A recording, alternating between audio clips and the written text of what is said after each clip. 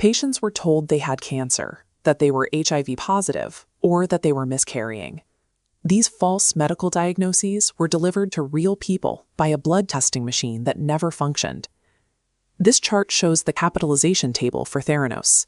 The post-IPO valuation line documents a $9 billion market cap, a value built on an impossible scientific claim. Elizabeth Holmes was the architect of this deception. She used a meticulously composed physical presentation to project an image of absolute authority. Holmes performed a psychological hack on global investors. She bypassed their financial rigor by offering them a narrative that mirrored their own expectations. The collapse of Theranos serves as a warning of what happens when absolute hubris operates without moral guardrails. In 2003, Holmes dropped out of Stanford at 19. She was motivated by her family's history.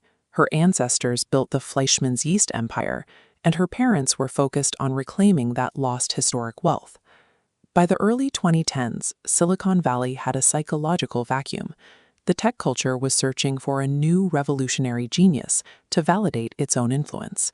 Holmes weaponized this vacuum by adopting the precise markers of Steve Jobs.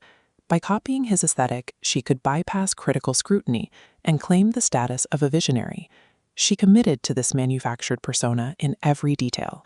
She even trained herself to speak in an artificially deep voice to command boardrooms. Her origin story and persona were weaponized to create protective ignorance. Investors wanted to believe in her so much that they ignored basic due diligence. This visualization compares the 300 blood tests advertised against the 12 her machine could actually process. The technology failed its core promise. To hide this, patient blood samples were secretly routed to modified third-party machines in hidden rooms. When challenged, she moved into outright forgery. She placed Pfizer logos on Theranos validation reports, even though Pfizer had never validated the technology.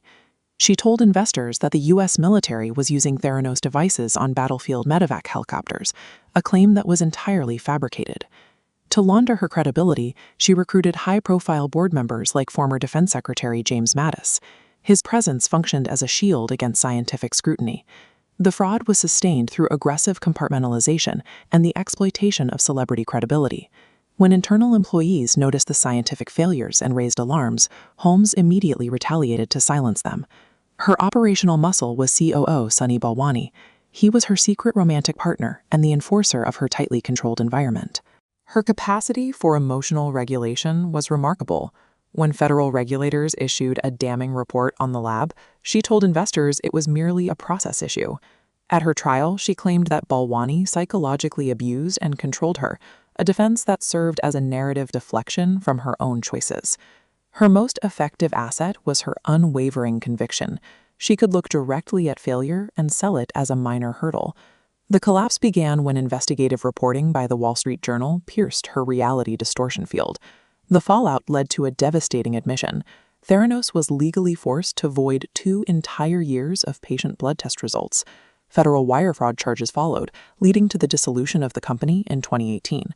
The fake-it-till-you-make-it mindset breaks down the moment theoretical tech intersects with empirical human biology. In 2022, Holmes was convicted of multiple felony counts of investor fraud and ordered to pay $452 million in restitution.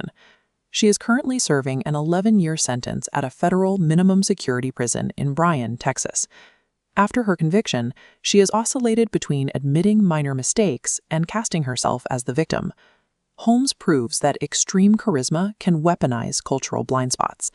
As long as Unger Capital strictly values compelling narratives over empirical proof, the psychological environment that